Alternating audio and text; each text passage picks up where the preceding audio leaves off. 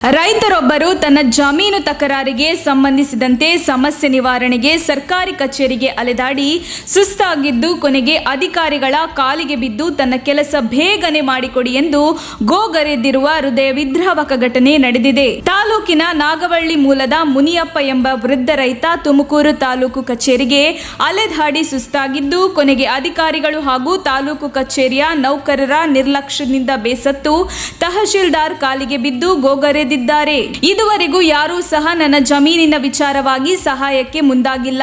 ನನಗೆ ನ್ಯಾಯ ಸಿಗಬೇಕು ಎಂದು ಜಿಲ್ಲಾಧಿಕಾರಿಗಳ ಕಚೇರಿ ಬಳಿ ತಾಲೂಕು ದಂಡಾಧಿಕಾರಿಗಳ ಕಾಲನ್ನು ಹಿಡಿದು ನ್ಯಾಯಕ್ಕಾಗಿ ಅಂಗಲಾಚಿದ ಘಟನೆ ನಡೆದಿದೆ. ಕಳೆದ 4 ದಿನಗಳ ಹಿಂದೆ ಈ ಘಟನೆ ನಡೆದಿದ್ದು, ರೈತ ಮುನಿಯಪ್ಪನಿಗೆ ಸಂಬಂಧಿಸಿದ ಜಮೀನು ಇಲ್ಲಿದ್ದು ಹಲವು ವರ್ಷಗಳಿಂದ ಜಮೀನಿಗೆ ಸಾಗುವಳಿ ಚೀಟಿ ಸಹ ನೀಡಲಾಗಿತ್ತು.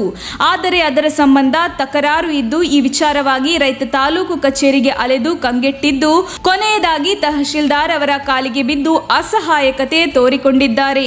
ಘಟನೆಯ ವೇಳೆ ಸ್ಥಳದಲ್ಲಿದ್ದ ಅಧಿಕಾರಿಗಳು ರೈತ ಮುನಿಯಪ್ಪನವರನ್ನು ಗದರುತ್ತಿರುವ ದೃಶ್ಯ ವಿಡಿಯೋದಲ್ಲಿ ಸೆರೆಯಾಗಿದೆ. ಬಳಿಕ ತಕ್ಷಣವೇ ಕೆಲಸ ಮಾಡಿಕೊಡುವುದಾಗಿ ತಿಳಿಸಿದ್ದಾರೆ ಎನ್ನಲಾಗಿದೆ. ವರದಿ ಮಾರುತಿ ಪ್ರಸಾದ್, ತುಮಕೂರು.